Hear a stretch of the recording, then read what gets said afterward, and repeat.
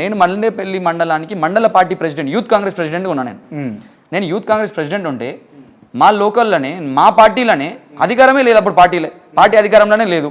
Party అధికారంలో లేకముందే వర్గాలు మా దాంట్లో వర్గాలు 1 కాదు 2 కాదు 3 4 5 వర్గాలు ఉండేవి.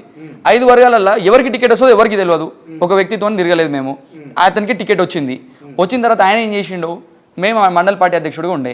ఎవరైనా ఒక వ్యక్తి అంటే ఎవరు? అరే చెప్తాను, నేను భయపడడానికి మాకు ఏం నాకు భయపడడానికి మాకేం అవసరం అన్న. ఇప్పుడు ప్రెసెంట్ ఉన్న దేవరకొండ ఎమ్మెల్యే బాలునాయక్ గారు, ఆయనతో మేము తిరగలేదని చెప్పేసి ఆయన ఏం చేసిండు, పర్సనల్గా అక్కడ లోకల్ ఎంపీపీ ఉండే రేఖా శ్రీధర్ రెడ్డి అని చెప్పేసి ఆమెకి చెప్పించి నా పోస్ట్ తీపిచ్చేసారు. పెద్దంతరం లేకుండా మాట్లాడేది తీపియరా అభిషేక్ అన్న? నేను దానికి ముందు ఏది మాట్లాడలేదు అన్న. దానికి ముందు నేను ఏది మాట్లాడలేదు. నేను పార్టీ లైన్లోనే ఉన్నా. ప్రోటోకాల్ ఫాలో అయినా? ఖచ్చితంగా ఫాలో అయినా.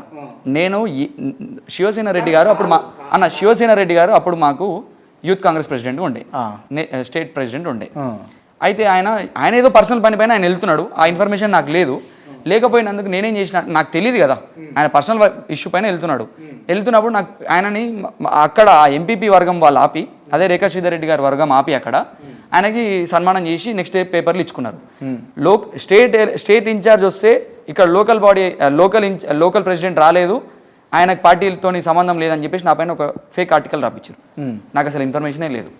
నిజమన్నా? అది నిజం. ఆయన పర్సనల్ ఇష్యూ పైన వెళ్తున్నప్పుడు మనం ఎందుకు పోయి అడ్రస్ చేస్తామన్న ఆయనని?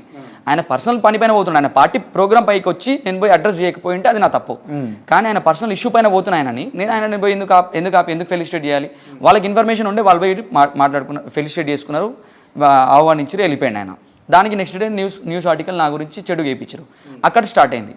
నెక్స్ట్ వెంటనే ఏం చేసిరు, నాకే తెలియకుండా నాకు ఒక షోకాస్ నోటీస్ కూడా ఇవ్వకుండా, నా పోస్ట్ నాకు తీసేసినట్టు కూడా నాకు ఇన్ఫర్మేషన్ ఇవ్వకుండా, పొద్దున్న లేచి చూడగానే పేపర్లో సంథింగ్ ఎవరో ఒక ఆయన పేరు నాకు గుర్తుకు లేదు. ఇప్పుడు ఆయన ప్రస్తుతానికి కూడా ఆయన యూత్ కాంగ్రెస్ ప్రెసిడెంట్ ఉన్నాడు. ఆయన వయసు 35 సంవత్సరాల కంటే పై చిలుకు ఉంటుంది, 38 39 ఉంటుంది. ఆయన అసలు యూత్ కాంగ్రెస్ అరుడే కాదు. ఆయనను తీసుకొచ్చి మండల అధ్యక్షుడు అని చెప్పేసి ప్రెస్ నోట్లు ఇచ్చేసారు. దాంట్లో ముఖ్య పాత్ర ఎంపీపీ రేఖా శ్రీధర్ రెడ్డి గారిది. దాని వెనకాల తెర వెనకాల నుండి నడిపించింది బాలనాయక్ గారు.